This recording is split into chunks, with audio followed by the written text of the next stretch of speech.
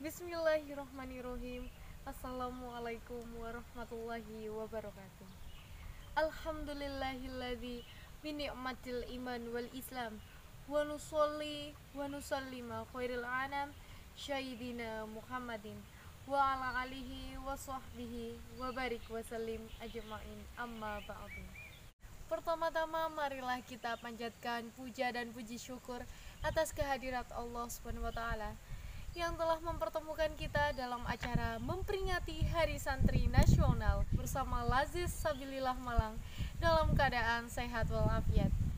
Dan tidak lupa sholawat serta salam tetap tercurahkan kepada junjungan kita Nabi besar Muhammad Sallallahu Alaihi Wasallam. Pada kesempatan kali ini izinkan kakak menyampaikan kisah keteladanan Ibnu Hajar al-Asqalani, yaitu tentang anak batu yang menjadi ulama besar. Sebelum kakak bercerita, bagaimana kabar kita semua? Alhamdulillah, luar biasa, tetap semangat, Allahu Akbar. Saudara-saudara yang saya banggakan, Ibnu Hajar al-Asqalani, beliau adalah seorang anak yatim. Ayahnya telah meninggal pada saat beliau masih berumur 4 tahun, dan ibunya meninggal ketika beliau masih balita. Di bawah asuhan kakak kandungnya, beliau tumbuh menjadi remaja yang rajin, pekerja keras, dan sangat berhati-hati dalam menjalani kehidupannya, serta memiliki kemandirian yang tinggi. Beliau dilahirkan pada tanggal 22 Sya'ban tahun 773 Hijriah, yaitu di pinggiran Sungai Nil di kota Mesir.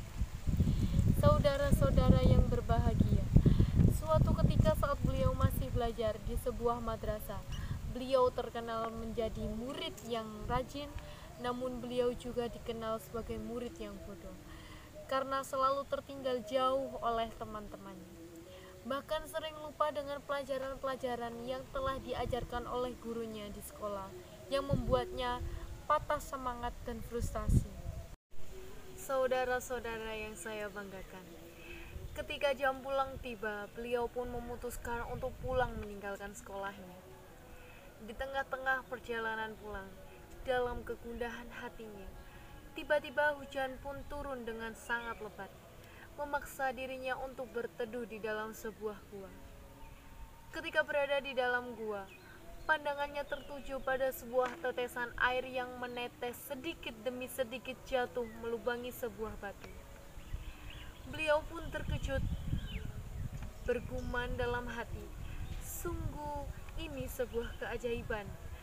Melihat kejadian itu, beliau merenung, bagaimana mungkin batu itu bisa terlubangi hanya dengan setetes air. Beliau terus mengamati tetesan air itu dan mengambil sebuah kesimpulan bahwa batu itu berlubang karena tetesan air yang terus-menerus. Dari peristiwa itu, seketika beliau tersadar bahwa betapapun kerasnya sesuatu, jika beliau diasah terus-menerus, maka beliau akan menjadi lunak. Batu yang keras saja bisa terlubangi oleh tetesan air, apalagi kepala saya yang tidak menyerupai kerasnya batu. Jadi, kepala saya pasti bisa menyerap segala pelajaran jika dibersamakan dengan ketekunan, rajin, dan sabar, ujar beliau. Saudara-saudara yang berbahagia, sejak saat itu semangatnya pun kembali tumbuh. Lalu beliau kembali ke sekolahnya dan menemui gurunya dan menceritakan peristiwa yang baru saja ia alami. Melihat semangat tinggi yang terpancar di jiwa beliau, gurunya pun berkenan menerimanya kembali untuk menjadi murid di sekolah itu. Sejak saat itu perubahan pun terjadi dalam diri Ibnu Hajar. Beliau menjadi murid yang tercerdas dan melampaui teman-temannya yang telah menjadi para ulama besar, dan beliau pun tumbuh menjadi ulama tersohor dan memiliki banyak karangan dalam kitab-kitab yang terkenal di zaman kita sekarang ini. Di antara karya beliau yang terkenal ialah Tahzibut Tahzib, Ad-Durarul Kamina, Takhlihut Takhlik, dan lain-lain. Bahkan menurut muridnya yaitu Imam Asy-Syakhawi, karya beliau mencapai lebih 270 kitab. Sebagian peneliti pada zaman ini menghitungnya dan mendapatkan sampai 282 kitab. Kebanyakan berkaitan dengan pembahasan hadis secara riwayat dan kajian. Saudara-saudara yang saya banggakan, dari kisah beliau dapat menjadi motivasi bagi kita semua bahwa sekeras apapun itu dan sesusah apapun itu, jika kita betul-betul ikhlas dan tekun serta kontinu dalam belajar, niscaya kita akan menuai kesuksesan. Jangan pernah menyerah atau putus asa karena kegagalan itu hal yang biasa. Tapi jika Anda berhasil bangkit dari kegagalan, itu baru luar biasa. Terdapat pada Quran surat Ar-Rod ayat 11. Sesungguhnya Allah tidak akan mengubah keadaan suatu kaum sampai ia sendirilah yang mengubah keadaan mereka sendiri.